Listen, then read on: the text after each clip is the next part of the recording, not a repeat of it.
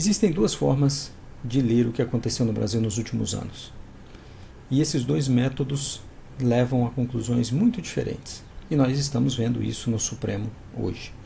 De um lado, Paulo Gonet e Alexandre de Moraes têm uma leitura que soma os acontecimentos. Por outro lado, Luiz Fux desmembra os fatos.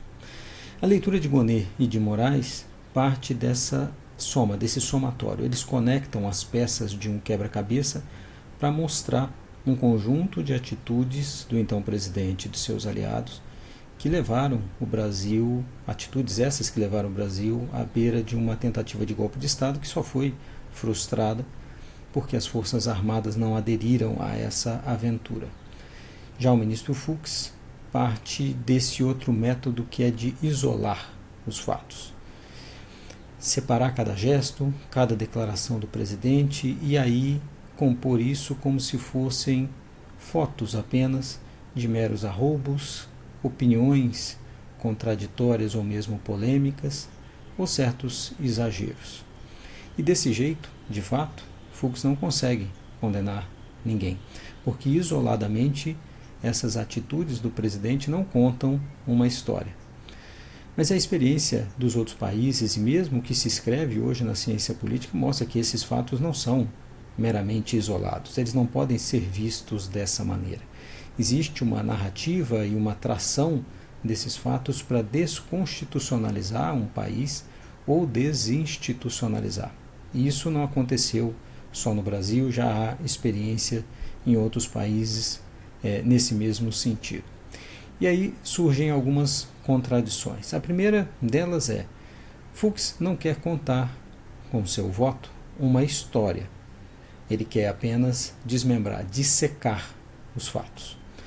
Paulo Gonet e Alexandre de Moraes tentam encontrar nos fatos alguma linha que os conecte. Surgem algumas contradições também por parte do ministro Fux, e a primeira delas já muito explorada, de que o ministro votou pela condenação de tantos outros réus que invadiram os prédios públicos no dia 8 de janeiro, inclusive alguns condenados com seu voto por tentativa de abolição violenta do Estado Democrático de Direito. E veja a contradição. Quando separa fatos, o ministro Luiz Fux consegue condenar Walter Braga Neto, candidato a vice na chapa de Bolsonaro, mas absolver Jair Bolsonaro. Se juntasse os fatos, o ministro veria que dificilmente conseguiria absolver Bolsonaro e condenar Braga Neto. A outra contradição é que Fux é hoje, no Supremo, um dos ministros com um perfil mais punitivista, e a sua jurisprudência demonstra isso.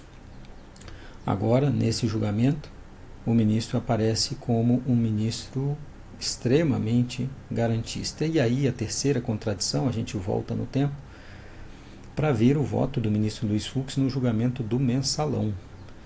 E lá no julgamento do Mensalão, a forma de ler os fatos do ministro Fux foi a que é adotada agora por Paulo Gonet e Alexandre de Moraes.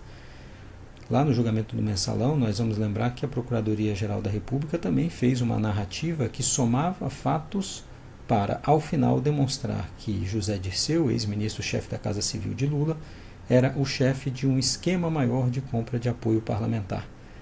E Luiz Fux, basta voltar ao voto dele lá no Mensalão, diz que a narrativa feita pela Procuradoria com a soma dos fatos levava a uma história verossímil da prática de crimes.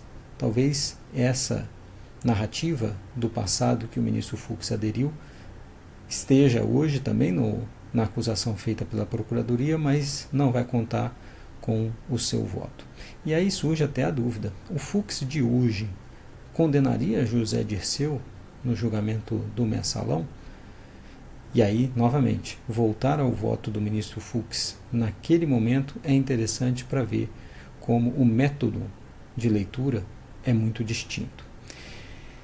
De fato, no começo do seu voto, o ministro Fux trouxe questões importantes sobre acesso da defesa às provas, o devido processo legal e mesmo críticas que são feitas ao STF pelo seu casuísmo em relação à jurisprudência, às mudanças que fez em relação à jurisprudência sobre o foro privilegiado. E também a crítica de que esse julgamento, pela importância que tem, deveria ser do plenário e não da turma.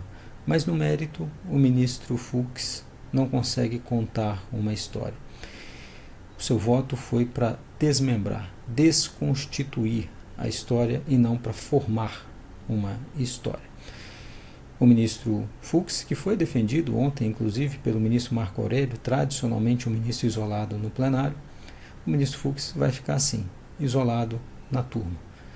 E no futuro nós vamos ver que a história contada por Luiz Fux, com esses fatos isolados e desconexos, não vai ser a mesma que o Supremo vai deixar registrada na sua jurisprudência.